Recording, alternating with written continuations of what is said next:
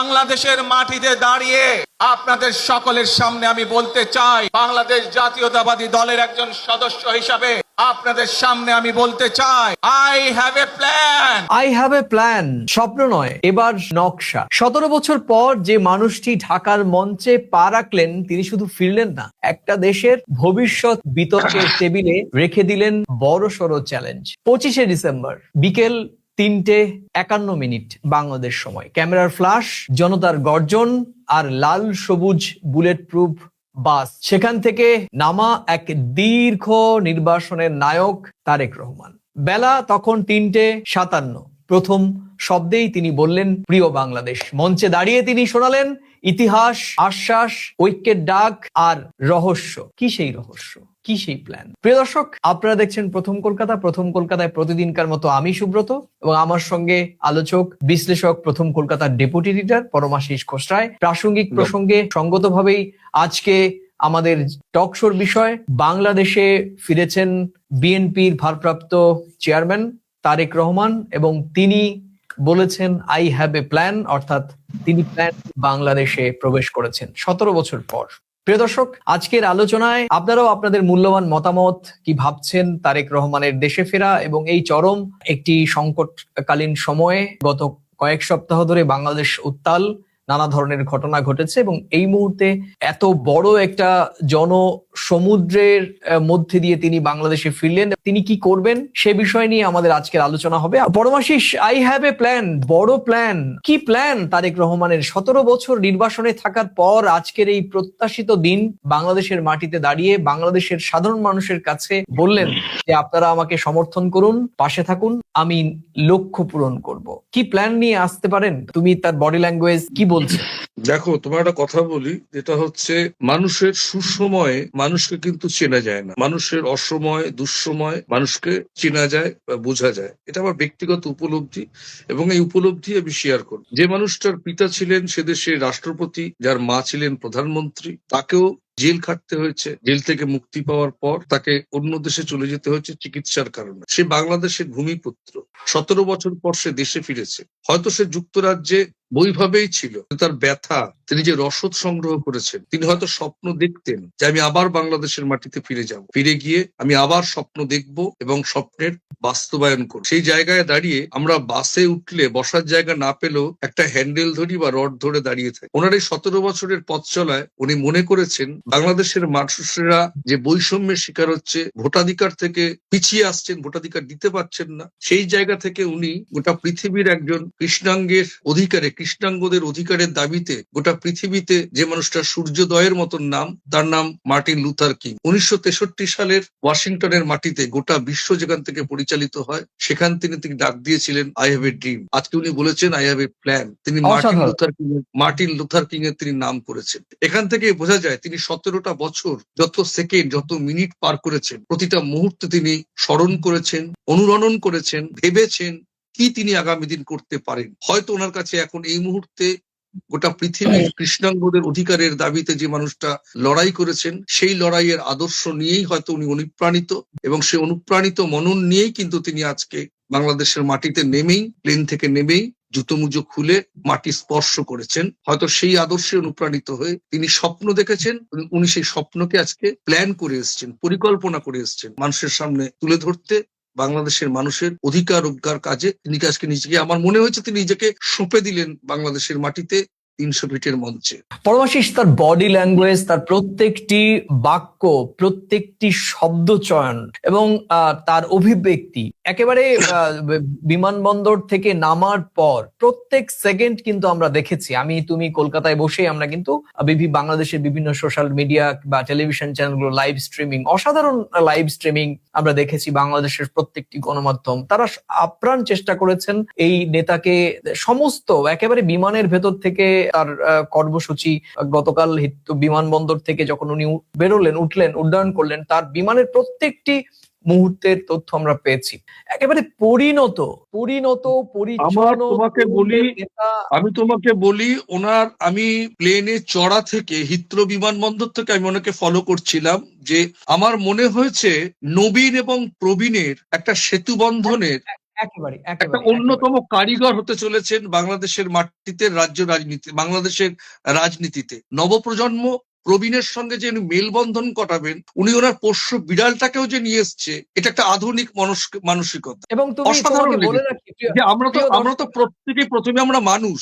প্রিয় দর্শক আমি বলে রাখি যে তারেক রহমানের যে পোষ্য বেড়ালটি রয়েছে, পার্সিয়ান ক্যাট, একই সেম আমার বাড়িতে আমারও কিন্তু সেম একটি বেড়াল রয়েছে, পোষ্য রয়েছে, ওর নাম মাইলো। একেবারে মাইলো। কখনো সুযোগ হলে দেখাবো, একদম একদম হুবহু তারেক রহমানের যে পোষ্য সন্তান আমারও কিন্তু একই রকম রয়েছে। যাই হোক, সেটি অন্য প্রসঙ্গ। কিন্তু ভীষণই আজকের প্রাণবন্ত, আলোচনায় আমরা ভীষণই প্রাণবন্ত। প্রাণবন্ত নিশ্চয়ই। দেখো, একটা বিষয় হচ্ছে যে আই হ্যাভ এ প্ল্যান, উনি যেভাবে বললেন, বাংলাদেশের মানুষ কিন্তু এমনিই দীর্ঘদিন যাবত একটা প্রত্যাশা নিয়েছিলেন। আজকের আই হ্যাভ এ প্ল্যান এই শব্দটি কিন্তু গোটা বাংলাদেশের মানুষের মনের যে আকুতি, সেই আকুতি কিন্তু তাদেরও মধ্যে একটা আকুতি যে আমাদেরও একটা লক্ষ্য, আমাদের একটা পরিকল্পনা, আমাদেরও একটি অঙ্ক রয়েছে। সেই অঙ্ক বাস্তবায়নের জন্য একজন যোগ্য নেতার প্রয়োজন, যে নেতা ভোটের মধ্য দিয়ে বাংলাদেশের শাসন ব্যবস্থায় আসবেন এবং বাংলাদেশকে একটি সুখী, সমৃদ্ধশালী এবং শক্তিশালী দেশ, প্রতিবেশীদের সঙ্গে ভালো বন্ধুত্ব,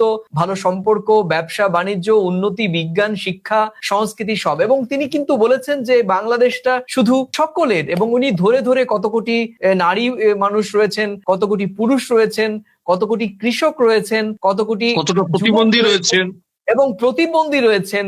অসাধারণ তার এই যে ইনফরমেশন বাংলাদেশের এই মুহূর্তে দাঁড়িয়ে।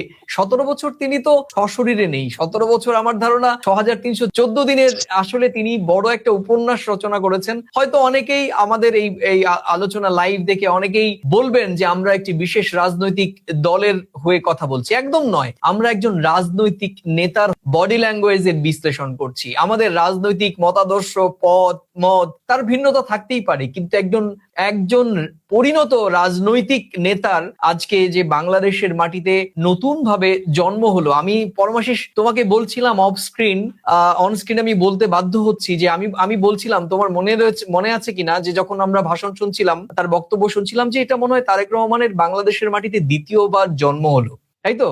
একদমই তাই। দেখো, যে উনি যে তারেক রহমান আমার 2008 সবচাইতে সালে ভালো লেগেছে, উনি যে মার্টিন লুথার কিং এর কথা বলেছেন, উনি যে কারণে গোটা পৃথিবীতে সমাদৃত মানুষের অধিকারের দাবিতে নতুন সূর্যোদয় বলা হয় নেলসন ম্যান্ডেলার পরেই মার্টিন লুথার কিংকে। সেই জায়গা থেকে দাঁড়িয়ে বাংলাদেশে যে বৈষম্য বিরোধীর ব্যাপারটা কথা হয়েছিল, ভোটাধিকার বঞ্চনা, সামাজিক অন্যায়ের বিরুদ্ধে তার আন্দোলন বিশ্বজুড়ে অনুপ্রাণিত হয়েছিল মার্টিন লুথার কিং এর কাজকর্ম। তো এই মুহূর্তে বাংলাদেশে এই সমস্যাগুলোই তো সবচেয়ে বড় জোরালো বিষয়। সেই জায়গা থেকে দাঁড়িয়ে যে মানুষটির নাম তিনি আজকের বাংলাদেশের মানুষের কাছে, তার কথা না, তিনি যাকে আদর্শ মেনেছেন, আইকন ভেবেছেন, তার কথাটাই তিনি কিন্তু তুলে ধরেছেন। আমি এটা তোমাকে একটু কিন্তু থামিয়ে একটা বলছি, বাংলাদেশের আমি তোমাকে মানুষের কাছে থামাবো, আমি তোমাকে একটু থামাবো। নিরাপদ বাংলাদেশ, প্রত্যাশিত বাংলাদেশ গড়তে চাই, তারেক রহমান। নিরাপদ বাংলাদেশ, প্রত্যাশিত বাংলাদেশ গড়তে চাই, এটি একটি বড় বার্তা। এই মুহূর্তে দাঁড়িয়ে আমি বললাম যে আই হ্যাভ এ প্ল্যান, তারই হয়তো এটি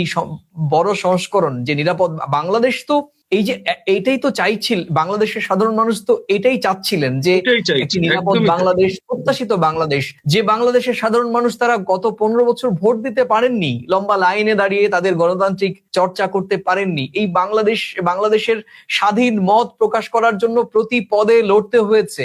বিভিন্ন ফেসবুক স্ট্যাটাসে সরকারের সমালোচনা করলে তাদের ডিজিটাল প্রযুক্তি আইনে মামলায় তাদেরকে হ্যারাসমেন্ট হতে হয়েছে। ডিজিএফআই, এনএসআই, গুম, খুন সবকিছুই তো আমাদের দেখেছি যে বিগত সরকারের, আওয়ামী লীগ সরকারের সময় হয়েছে। তো বাংলাদেশের মানুষ সেখান থেকে পরিত্রাণ চাইছিলেন, নিরাপদে বাঁচতে চাইছিলেন। সেই নিরাপদ বাংলাদেশ এবং প্রত্যাশা কি ছিল? বাংলাদেশের সুখী, সমৃদ্ধশালী এবং শক্তিশালী বাংলাদেশ হবে, সেটাই বাংলাদেশের মানুষের প্রত্যাশা ছিল। এবং সেই প্রত্যাশার কথাই তো তারেক রহমান বললেন, এটাই তো প্রত্যাশিত ছিল। এটা তো প্রত্যাশিত ছিলই। এবং তোমাকে আমি এখানে একটা মজার কথা বলি, 12ই ফেব্রুয়ারি নির্বাচনের আগে বাংলাদেশের যে আরেক বিরোধী রাজনৈতিক দল এতদিন ছিল, যারা এখন বিএনপি, তারা কিন্তু নির্বাচনের আগে একটা ব্যাপক হারে কিন্তু এই তারেক রহমানের বক্তব্য দিয়ে একটা তারা খুব বড় মাপের ব্যাপকভাবে কিন্তু নির্বাচনী সভাও এক কথায় বলা যায় এবং মানুষের অন্তরে ঢোকার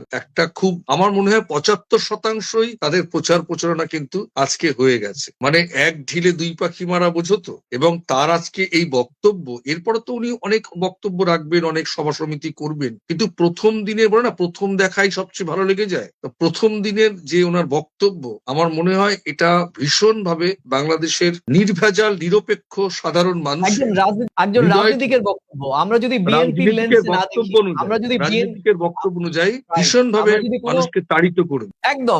একদমই পরিপক্ক বলে, ইংরেজিতে যেটা বলে ম্যাচিওর এবং ওয়েল ম্যাচিওর, যে তারেক রহমান Well matured. 2008 সালে যে পরিস্থিতিতে দেশ থেকে চলে যেতে বাধ্য হয়েছিলেন, আজকে 6314 দিন পর যে তারেক রহমান ফিরে এলেন ফুললি ম্যাচিওর এবং বাংলাদেশের ভবিষ্যৎ রাজনৈতিক নেতা, এবং বাংলাদেশের মানুষ সেটা নির্ধারণ করবেন, কারণ বাংলাদেশে বহুমত, বহুপথ, বহু রাজনৈতিক চর্চা হবে, সেটা আমি মনে প্রাণে বিশ্বাস করি। বাংলাদেশের মানুষ যদি মনে করেন যে তারেক রহমান বা তাদের দলের রাজনৈতিক এজেন্ডা তাদের সঙ্গে, ম্যানিফেস্টো তাদের সঙ্গে যায়, নিশ্চয়ই তারা ভোট দেবেন। বা যদি মনে করেন যে না, তাদের সঙ্গে যাচ্ছে না, প্রত্যাশিত ভোট দেবেন না, সেটি অবশ্যই বাংলাদেশের মানুষ নির্ধারণ করবেন। কিন্তু আজকে তারেক রহমান একজন রাজনীতিক, কোট আনকোট রাজনীতিক হিসেবে, আমি তাকে কোনো দলের হিসেবে বলবো না, একজন রাজনীতিক হিসেবে যে পরিপক্কতা এবং প্রত্যেকটি ল্যাঙ্গুয়েজ, বাক্য, শব্দ, যে বডি ল্যাঙ্গুয়েজ তাকে আমরা দেখেছি, এবং তুমি দেখেছো শুট, তার শরীরে ব্লেজার ছিল না, কিন্তু আজকে শুধু একটি শার্ট, সাদা শার্ট। পরে। এবং আমার তার মধ্যে সবচেয়ে আরো ভালো লেগেছে, আমি একটা টেলিভিশন চ্যানেলে দেখছিলাম, উনি একদম ব্যক্তিগত স্তরে, পারিবারিক স্তরে উনি ডক্টর ইউনূসের কাছে যেভাবে উনি ধন্যবাদ জ্ঞাপন করলেন, এবং একজন প্রবীণ মানুষ, বয়স্ক মানুষকে আপনার শরীর কেমন আছে এমন ভাবে উনি খোঁজ খবর নিলেন। আমার মনে হয় এটাই একটা মানুষের সবচেয়ে বড় পরিচয় হওয়া উচিত। তার ব্যবহার, তার কৃতজ্ঞতায় আবদ্ধ থাকা, বোডাউন থাকা, মাটির সঙ্গে নেমে কথা বলা, এটা একদমই। আমাকে খুব প্রাণিত করেছে। জানি না ভবিষ্যৎ কি বলবে, কিন্তু আজকের ওনার এই আশা, আমি হিথ্রো বিমানবন্দর থেকে ওঠা নামা, উনি ঘুম থেকে উঠে জল খাওয়া, প্লেনে বসে, সবটাই আমি ফলো করেছি। একটা পরিপূর্ণ মানুষ। আমার মনে হয় বাংলাদেশের মানুষ তাদের অধিকারের প্রশ্নে একটা পরিপূর্ণ রাজনৈতিক ব্যক্তিত্বকে বোধহয় পেল। আমি বোধহয় কথাটা বলবো, কেন তো সবটা তো এখনো শেষ হয়নি, অনেক দেখার বাকি আছে। বোধহয় একটা পরিপূর্ণ মানুষকে পেল। হয়তো আগামী দিন বাংলাদেশের তিনি পথ দেখাবেন, বাংলাদেশের সাধারণ মানুষ অধিকারের স্বার্থে, এবং অবশ্যই বাংলাদেশের মানুষ তাকে বাংলাদেশের শাসন ব্যবস্থায় ফিরিয়ে আনবেন, দেশটি পরিচালনার কাজে। সে আশাবাদও আমরা ব্যক্ত করব। সবার জন্যই আমরা একটা সুচিন্তিত মতামত যেমন ব্যক্ত করি, সুস্থ বাংলাদেশ গড়ে উঠুক, যার হাত দিয়েই গড়ে উঠুক, যাকেই বাংলাদেশের মানুষ কাছে টেনে নিক, ঢাকার মসনদে বসে। কিন্তু আজকের তারেক রহমানের বক্তব্য, এটা আমি প্ল্যান নিয়ে এসেছি, মার্টিন লুথারের কিং। আমরা যদি একটু ইতিহাস পিছনে ঘেটে দেখি, ওনার মনে যে ব্যথা ছিল, এই 6000 এতদিন পরে উনি এসছেন, আমার মনে হয় প্রতিটা দিন তিনি বুনেছেন, স্বপ্নকে বুনেছেন। সেই স্বপ্ন বোনার জাল আজকে উনি 300 ফিটে এনে দাঁড় করিয়ে উনি বলেছেন, আমি সেই স্বপ্ন থেকে একটা প্ল্যান নিয়ে আজ বাংলাদেশের মাটিতে এসেছি। এসেই বাংলাদেশের মাটিও তিনি স্পর্শ করেছেন। এটা আমাকে অভিভূত করেছে। একজন রাজনীতিকের এরমই হওয়া উচিত, তবেই সে সাধারণ মানুষের হৃদয়ের মণিকোঠায় সে পৌঁছতে পারবে। এবং সেই কারণেই তো আজকে 2008-9 পরে তিনি তো ভোটে জিতে আসেননি, যুদ্ধ জয় করে আসেন। মানুষের ক্ষোভ, একটা ক্ষোভ থেকে বিতাড়িত, একটা ক্ষোভ আহ্বান করেছে। এটাই তার ফল আজকে আমরা দেখলাম। না, তুমি যেটা বললে আমি আরেকটু পরিষ্কার করে বললাম। আজকে যে পরিপক্ক তারেক রহমান বাংলাদেশে ফিরলেন, আমি তাকে রাজনৈতিকভাবে দ্বিতীয় জন্ম হলো এভাবে বলতে চাই। এই যে ফিরলেন পরিপক্ক তারেক রহমানের, যদি বলো যে আজকে তুমি এই 6314 দিন উনি শিখেছেন বাংলাদেশের তৎকালীন শাসক আওয়ামী লীগের সরকারের অব্যবস্থাপনা, তাদের অপরাজনীতি, ফ্যাসিবাদী, এবং তারা কিভাবে অন্য রাজনৈতিক দলগুলোকে, বিশেষ করে তার নিজের রাজনৈতিক দলগুলোকে দমন পীড়ন করেছে। এগুলো করলে যে 2024-এর 5 আগস্ট হয়, সেটি তারেক রহমান বিলক্ষণ উনি বুঝেছেন। আর যেহেতু উনি ছিলেন পাশ্চাত্যের একটি দেশে, সেখানে থেকে স্বাভাবিকভাবেই তিনি যে ক্লাসের সঙ্গে মিশেছেন, যে প্রজ্ঞাবানদের সঙ্গে তিনি মিশেছেন, তার সে কারণে সেখানে উনি সমৃদ্ধ হয়েছেন। গোটা পৃথিবীর মানুষের সঙ্গে তার যোগাযোগ হয়েছে, পড়াশোনা করেছেন।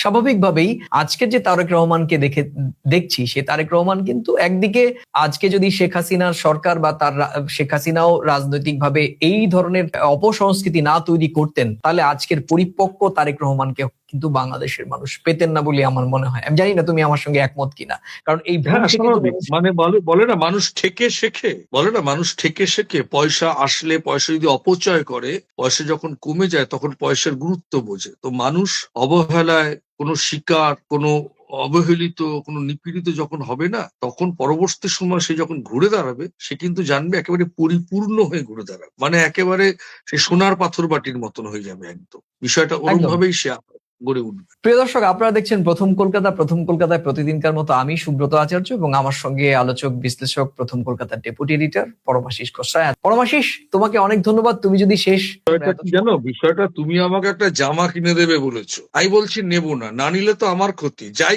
যেরকমই পাই না কেন। সম্পর্ক খারাপ করে তো ক্ষতি, সম্পর্ক ভালো রাখলে তো ক্ষতি নেই। বিষয়টা হচ্ছে এরকম। আর ভারতের বহু সংখ্যক জনসংখ্যার মানুষ বাংলাদেশের সঙ্গে সুসম্পর্ক বজায় রাখতে চায়, হয়তো 140 কোটি মানুষ চায়। কোনো ছোট ছোট কোনো ঘটনার প্রেক্ষিতে মানুষের মনে কিন্তু একটা ক্ষোভ জন্মায়, বিক্ষোভ জন্মায়, কিন্তু সেটা কিন্তু মানে সারা বছর ধরে বা সারা সময়ের জন্য না, ঠিক ওটা ক্ষণিকের থাকবে। ব্যথা। ক্ষণিকের ব্যথা যেমন হয় না, সেটা বিষয়টা সেরকম। তো একটা কিছু মানে ঘটলে তার একটা প্রতিক্রিয়া হয়, কিন্তু হয়, হ্যাঁ। মূল বিষয়টা বাংলাদেশের হচ্ছে ভৌগোলিক ভাবে, ঐতিহাসিক ভাবে, সামাজিক ভাবে, সাংস্কৃতিক ভাবে, সব দিক থেকে আমরা আমরা একক বা এক।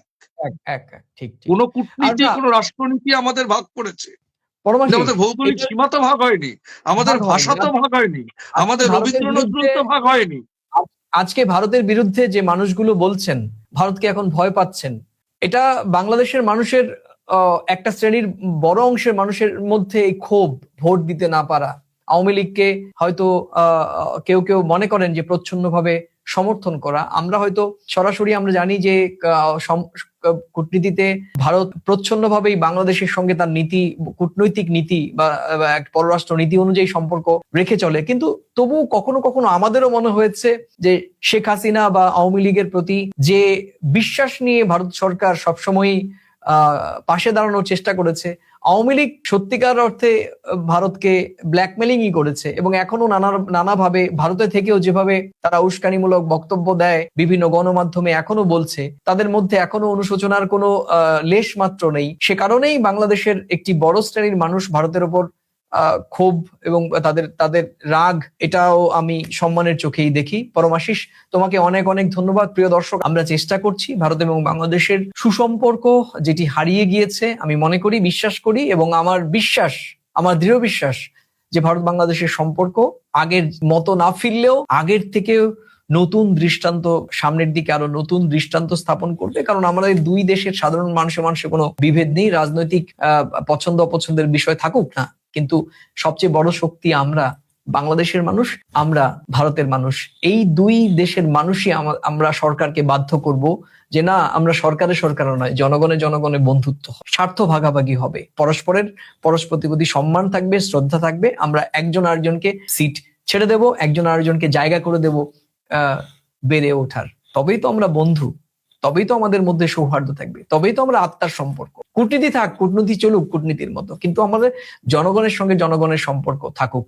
আমার বিশ্বাস আজকে তারেক রহমান বিএনপির ভারপ্রাপ্ত চেয়ারম্যান হিসেবে আপনারা হয়তো রাজনৈতিকভাবে তাকে দেখছেন, কিন্তু আমি ব্যক্তিগতভাবে একজন প্রতিবেশী দেশের নাগরিক কিংবা দীর্ঘদিন আন্তর্জাতিক মিডিয়ায় সাংবাদিকতা করার সুবাদে আমি বলতে পারি যে তারেক রহমানকে আজকে দেখেছি, আমি একজন রাজনীতিক তারেক রহমানকে দেখেছি, আমি একজন পরিপক্ক রাজনীতিক হিসেবে দেখেছি, এবং যে রাজনীতিক একটি দেশের নেতৃত্ব দিতে পারেন এবং একটি দেশের সমস্ত সম্প্রদায়ের মানুষের নেতা হয়ে উঠতে পারেন, সেই তার যে প্রচ্ছন্ন বডি ল্যাঙ্গুয়েজ, আমি হয়তো তার থেকে, আমার বয়স কম, আমি হয়তো তার থেকে অনেকটাই কম বুঝি, কিন্তু আমি একজন সাংবাদিক বিশ্লেষক হিসেবে আমার কাছে মনে হয়েছে যে আজকে যে তারেক রহমানকে দেখলাম, সেই তারেক রহমানের মুখ এবং অন্তর এবং আত্মা যদি এক হয়ে থাকে, তাহলে নিঃসন্দেহে তারেক রহমানের জন্য অনেক ইতিবাচক কিছু অপেক্ষা করছে। এবং একই সঙ্গে উনি যে বলেছেন আই হ্যাভ এ প্ল্যান, পরিকল্পনা, সেই পরিকল্পনা এক সময় বাস্তবায়ন হবে এবং বাংলাদেশের 20 কোটি মানুষ তাদের